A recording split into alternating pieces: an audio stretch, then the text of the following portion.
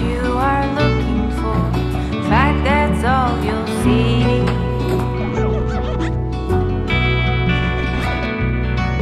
Set out to defend your cause, poison darts in the head. These days there is too much fear blocking love to heal. Let's find a way to build a bridge across our foreign lands. Let's choose love. Let's make peace. Let's choose love. Let's make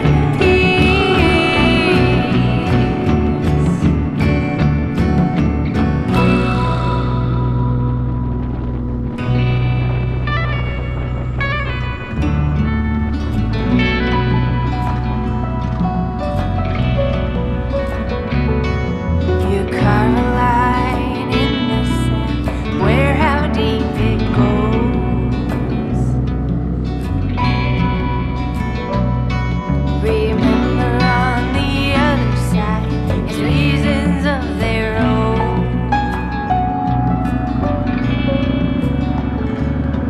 Contagious whether fear or love, make a conscious choice.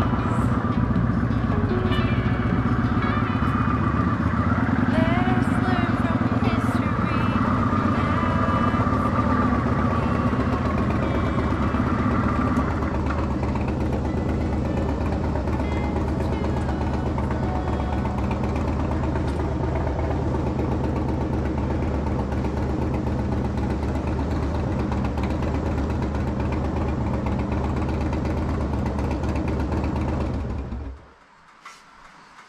¿Todo bien? Ya me gustaría echar gasolina antes de meternos en la 129.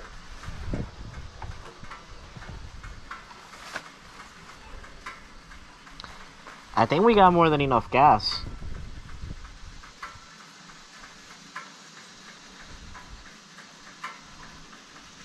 Yo creo que tenemos más que suficiente. Es largo el tramo de la 129 y no recuerdo el gas station. Yo tengo 3/4. Y si tienes 3/4, sí, yo también. Y estos 3/4 me duran 120 millas, something like that.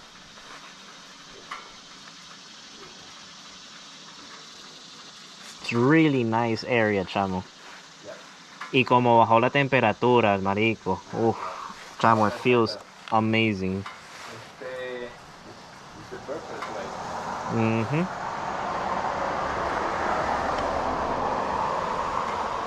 Todo se ve en las montañas, increíble, Increíble. Y ahora que está el sol afuera, aún más increíble. carretera vacía, la temperatura es perfecta.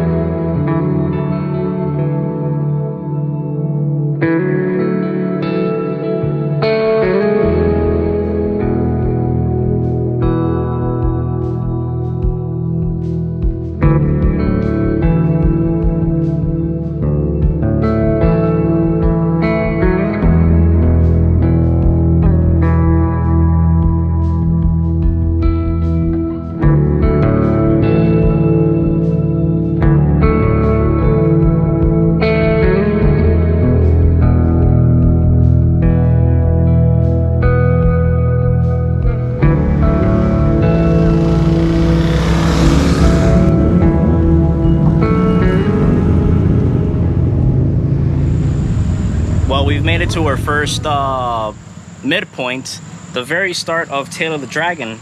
It's exactly what I imagined it would be. The curves are as tight as I thought it would be, although, you know, I'm hoping for the best that Kawasaki keeps up.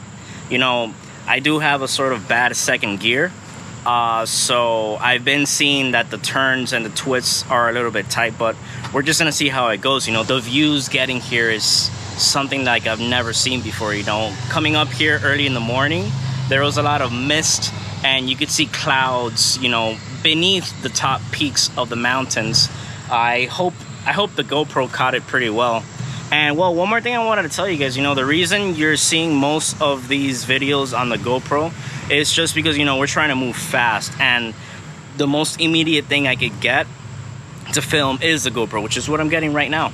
So right now we're at the little gift shop right before the beginning of Tail of the Dragon. You know, very, very nice knickknacks. I actually got a brand new Tail of the Dragon hat. You know, I have a thing for dad hats, and I saw it and I couldn't miss out on it. And well, we wanted to run the tradition of leaving our little stickers, you know, pretty much everywhere we went, and we found a really nice spot next to a fellow company down in South Florida, right next to you guys, Vikings. If you're seeing these, I love you guys. Your events are awesome. And well, we left our names here just in case, you know, when we come back next time, it's just a good reminder that we already did this once, we could do it again, and we're gonna keep having fun. So we're gonna wrap it up here and let's do Tail of the Dragon. There's cops up at the far end. Cops? Okay, thank you.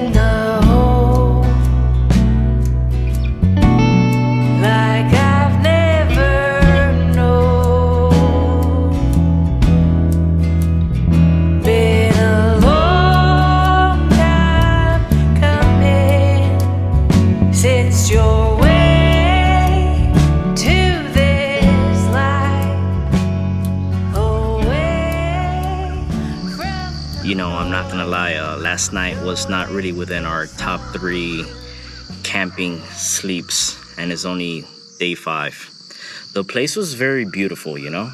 The people were extremely friendly. The scenic views of the mountains of where we're actually staying right now, it's simply amazing. The only thing we didn't know was that on the other side of the canal that we're staying in, there's actually a railroad track that it has a lot of activity, like probably 2 trains every hour. And every single time a train goes by, you could hear it at a very, very far distance that it starts honking its horn. You know, doesn't matter if it's 10, 11, 12, 1, 2, 3, 4, 5 a.m.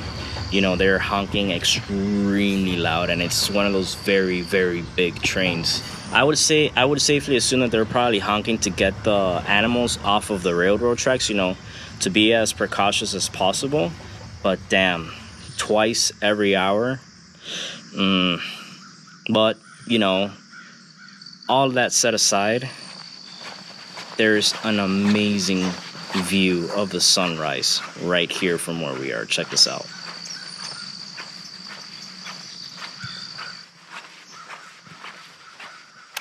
Oh, I don't know if I forgot to mention, but also that this park is very, very dense in wildlife, you know. So the locals here recommended us to use the poles that they have electricity. They also have these hooks to hang up anything that has any type of odor or food.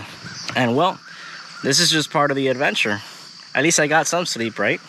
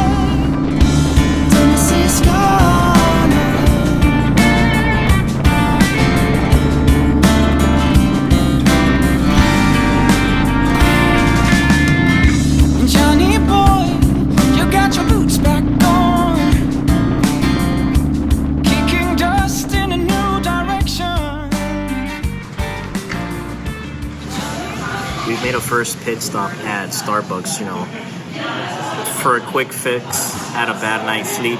Some good coffee would always come through. We're also taking advantage that we're in New York, which it's 2 days from now. We're meeting up with a friend of ours, which is gonna be very hospitable and let us stay in his property to camp for a night or 2, and he's actually gonna join us the rest of the ride. So right now in Virginia, where we are, to New York, there's about 8 hours. And, you know, initially our first plan was to camp somewhere in Washington, D.C., but we're realizing that's about 2 hours away. And the destination where we're supposed to be in New York the day after tomorrow is 8 hours a day. So we're actually rerouting to make both days easy riding. So instead of one day riding 2 hours and the other day riding 6 hours, we're gonna try splitting it up to 4 and 4. So right now we're just picking up a new campground. So here's just to a day of easy riding.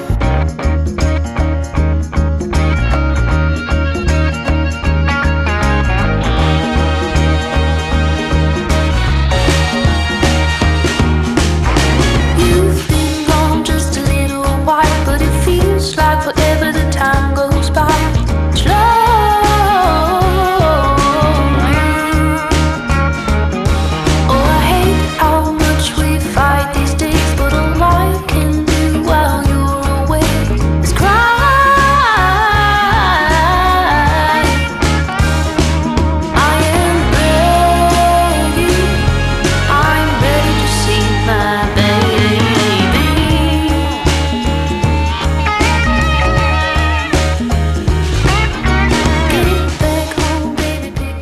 we've made a pit stop over at the small city of Clary, northern of Virginia.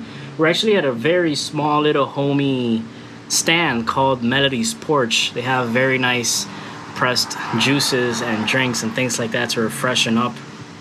You know, we had to pull over because the straight I-75 ride was just getting, you know, a little bit, just that, you know, that motorcycle hum that you hear constantly of hum like that. It was just getting a little bit tiring, especially of being in the sun all day, and there's a lot of semi trucks, a significant around. This small town is very, very beautiful with amazing properties with these big fields around them. There's a lot of space in between the houses here, and it's just so homey, you know, it's so uncommercialized and unsaturated. It's a very good passing point for anybody exiting Virginia, just like we are. So we've decided that today we're just gonna take it very easy, finish our ride, and make our way to our campground. You know, we're gonna try to get in there early since we didn't get so much sleep yesterday. We want to set up early, so we're just gonna get something to drink here at Melody's Porch to try to come back to life, and we're gonna be on our way.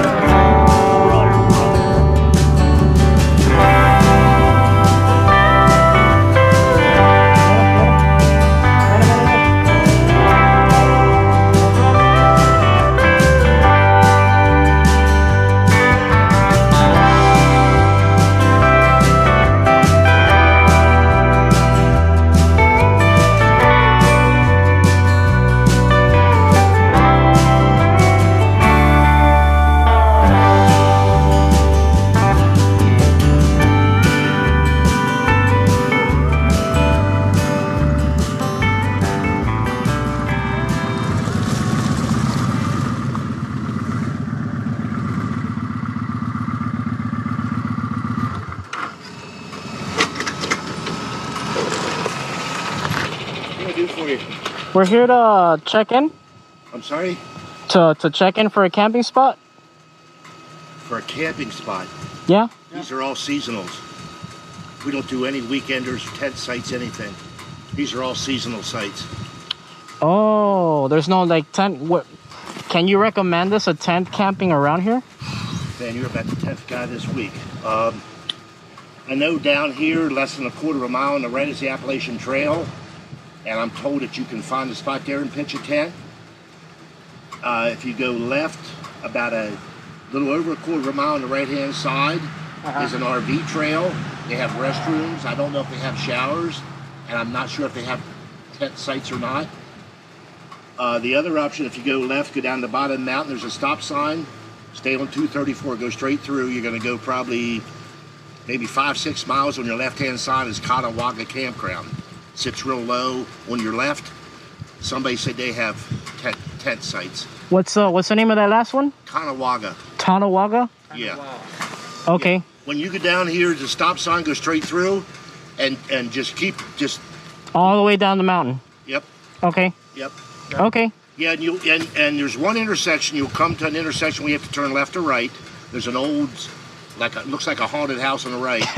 You take a right there and just follow that around. It's going to bring you up to a stop sign right there on the left is Catawba. Catawba Campground está 4 millas. 10 minutos. Sí, vamos a ese. 5 millas. Yeah, I got it.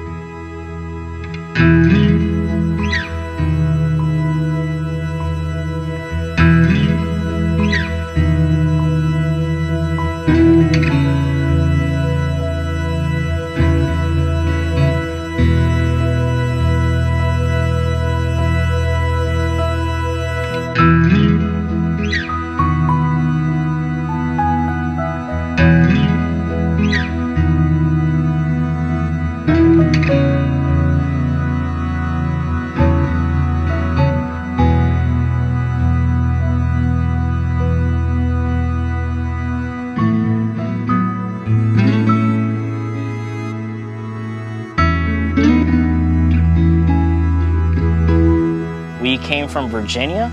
We crossed Washington, D.C., and now we're in Maryland, which the scenic route doesn't change much, and we didn't see much of a difference because we were in interstate the entire way. But the feel and the vibe of everything actually does change.